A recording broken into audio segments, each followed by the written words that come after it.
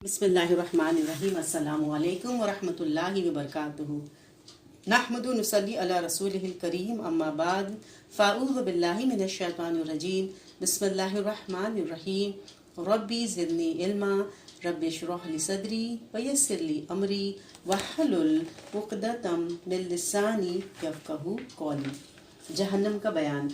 آج کا ہمارا باب ہے کچھ مدت کے لیے جہنم میں جانے والے لوگ، پارٹ 3۔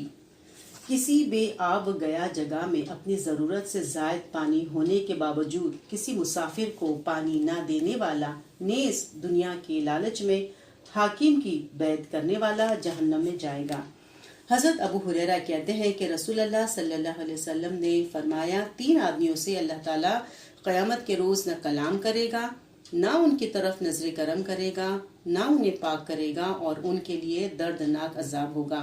نمبر 1، وہ شخص جو جنگل میں اپنی ضرورت سے زیادہ پانی رکھتا ہو اور مسافر کو پانی لینے سے روک دے، جبکہ کسی دوسری جگہ پانی بھی میسر نہ ہو۔ نمبر 2، وہ شخص جس نے عصر کے بعد مال بیچا اور اللہ کی قسم کھائی کہ میں نے یہ مال اتنے میں خریدا ہے۔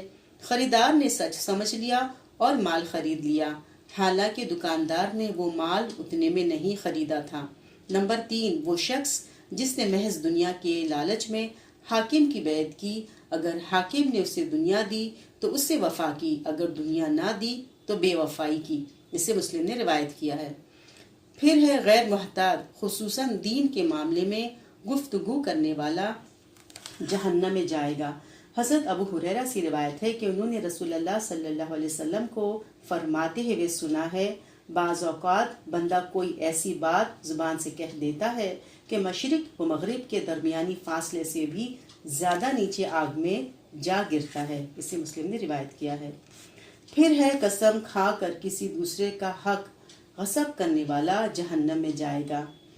حضرت ابو امامہ حارثی سے روایت ہے کہ رسول اللہ صلی اللہ علیہ وسلم نے فرمایا، جس نے قسم کھا کر کسی مسلمان آدمی کا حق مار لیا، اللہ تعالیٰ اس پر جہنم واجب کر دیتے ہیں۔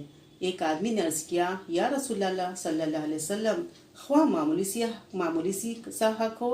آپ نے ارشاد فرمایا، خواہ پیلو کی ایک ٹہنی ہی کیوں نہ ہو۔ اسے مسلم نے روایت کیا ہے۔ پھر پائجامہ، شلوار یا تہبند ٹخنوں کے نیچے لٹکانے والا، جہنم میں جائے گا۔ حضرت ابو ہریرہ سے روایت ہے کہ رسول اللہ صلی اللہ علیہ وسلم نے فرمایا، تہبند کا وہ حصہ جو ٹخنوں کے نیچے ہوگا، جہنم میں جائے گا۔ اسے بخاری نے روایت کیا ہے۔ پھر ہے اچھی طرح وضو نہ کرنے والا، جہنم میں جائے گا۔ حضرت عبداللہ بن عمرو سے روایت ہے کہ رسول اللہ صلی اللہ علیہ وسلم نے بعض لوگوں کو وضو کرتے دیکھا، ان کی ایڑیاں گیلی نہ ہونے کی وجہ سے چمک رہی تھی۔ آپ صلی اللہ علیہ وسلم نے ارشاد فرمایا، خشک ایڑیوں کے لیے آگ سے ہلاکت ہے، وضو اچھی طرح کرو۔ اسے ابن ماجہ نے روایت کیا ہے۔ پھر ہے حرام مال سے پرورش پانے والا، جہنم میں جائے گا۔ حضرت جابر کہتے ہیں کہ رسول اللہ صلی اللہ علیہ وسلم نے فرمایا، جو جسم حرام مال سے پلا ہوگا، آگ اسے سب سے پہلے جلائے گی۔ اسے طبرانی نے روایت کیا ہے۔ پھر ہے ناموری اور شہرت کا لباس پہننے والا، جہنم میں جائے گا۔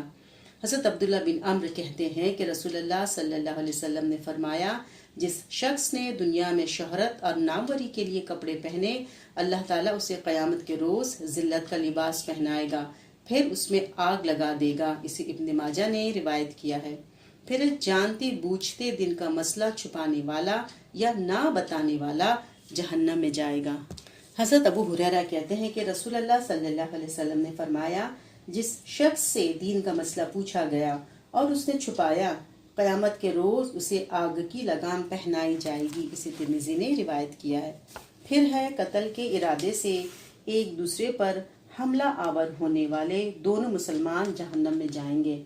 حضرت ابو موسیٰ کہتے ہیں کہ رسول اللہ صلی اللہ علیہ وسلم نے فرمایا، جب 2 مسلمان ایک دوسرے پر اپنی تلوار سے حملہ آور ہوں تو قاتل اور مقتول دونوں آگ میں جاتے ہیں۔ صحابہ اکرام نے عرض کیا، یا رسول اللہ صلی اللہ علیہ وسلم، قاتل کا جہنمی ہونا تو صحیح ہے، مقتول کیونکہ جہنم میں جائے گا؟ آپ صلی اللہ علیہ وسلم نے فرمایا، مقتول بھی اپنے ساتھی کو قتل ہی کرنا چاہتا تھا۔ اسے ابن ماجہ نے روایت کیا ہے۔ پھر یہ دھوکہ اور فریب دینے والا شخص جہنم میں جائے گا۔ حضرت عبداللہ بن مسعود کہتے ہیں کہ رسول اللہ صلی اللہ علیہ وسلم نے فرمایا، جس نے دھوکہ کیا وہ ہم میں سے نہیں، نیز فرمایا فریب اور دھوکہ آگ میں ہے۔ اسے طبرانی نے روایت کیا ہے۔ پھر سونے کی انگوٹھی پہننے والا جہنم میں جائے گا۔ حضرت عبداللہ بن عباس سے روایت ہے کہ رسول اللہ صلی اللہ علیہ وسلم نے ایک مرد کے ہاتھ میں سونے کی انگوٹھی دیکھی۔ آپ نے اس کے ہاتھ سے وہ انگوٹھی اتاری اور دور پھینک دی، پھر فرمایا تم میں سے کوئی شخص آگ کے انگارے ہاتھ میں لینا چاہتا ہے تو وہ سونے کی انگوٹھی پہن لیتا ہے۔ اسے مسلم نے روایت کیا ہے۔